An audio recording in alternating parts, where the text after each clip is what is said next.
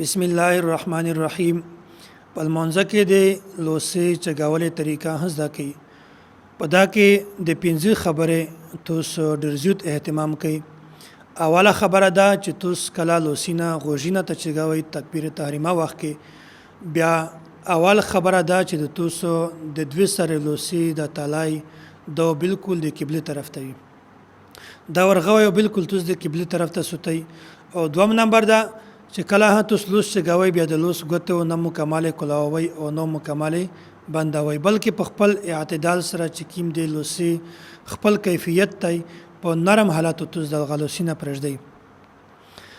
درم نمبر تاسو کله لوسینه غوژینه ته چګوي بیا په داس حالات کې چګوي چې دا غا دی لوسي ګوتې د غوژي د پوس حصے سره برابر شي.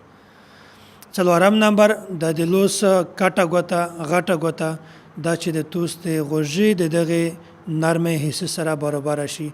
دغه لګول په د غوژینه باندې ضروری نه دی بلکې صرف کا برابر شي ور سره دا بیا هم کافی دی. او پنځم نمبر دا چې تاسو د لوسي د کیم مړوان دی دغه و دغه برابر وي. نو پنځه خبرې شولې. اول دا چې د لوس ورغوي د قبله طرف ته د لوس ګوتو په خپل اعتدال سره پرځدي نو زیوت کولاوي نو زیوت بند کوي. او درم نمبر دا چې د لوس ګوتې د غوژي د پوس حصے سره برابر وي. او څلورم نمبر دا چې د لوس کټه ګوته د غوژي دغه نرمه حصے سره برابر وي. او پنځم نمبر کې دغه مړوان چې کیم دغه د څنګه سره برابر وي.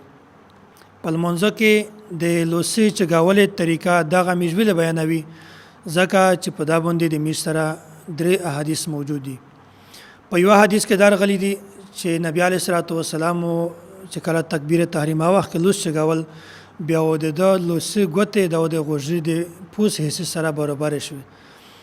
او دوم حدیث کې دار چې نبی علیه الصلاۃ والسلام چې کله مینز ک بیا د کټه ګوته د غوژي د نرمه حصے سره برابر شو. او درم حدیث کې دار چې نبی علیه الصلاۃ والسلام دغه مروان دغه مټ سره برابر شو. نو امام ابو حنیفه رحمت الله علیه دا فرمایي چې کله په یو مسله باندې ډېر زیات احادیث جمع شي بیا تاسو دغه داس صورت بیان کوي داس ترتیب ور کوي چې په دغه ټول احادیث باندې عمل وشي. نو کمیش چې دغه عمل اختیار کی چې د لوس ګوتې دغه د غوژي د پوسې سره برابر شي دغه مړوان د مټ سره برابر شي داسې دغه کټه ګوته دغه د غوژي د نرمه سره برابر شي. نو بیا میش په د درې سره حدیث باندې عمل شي. او کچیرته میش دغه خلاف یو بل طریقه وکي بیا په دا درې سره حدیث باندې عمل نشي. نو میشتو ست په چار دو چې داس طریقه داس عمل اختیار کی چې په ټول حدیث باندې عمل وشي. اول حدیث حضرت مالک بن حویرث رضی الله تعالی عنہ دی په صحیح مسلم کې دا روایت موجود دی ان رسول الله صلی الله علیه وسلم کان اذا کبر رفع یديه حتى يحاذي بهما فروع اذنيه. نبی علیہ الصلوۃ والسلام چې کله مینس کو بیا دغه د ګوتې لوسینا د غوژي د پوس سره برابر شو.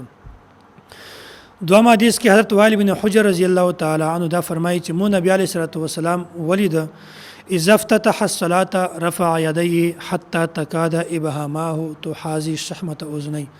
نبی علیہ الصلوۃ والسلام د لوس کیما کټه ګوته دغه د غوژي د نرمه حصے سره برابر شو.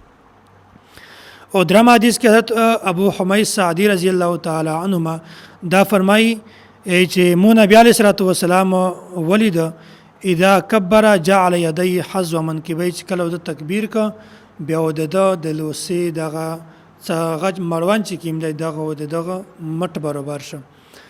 نو دغه نه د معلومه شولا چې کیمه طریقه میج اختیار کړی دو دغه بالکل بعینه د سنت مطابق تو.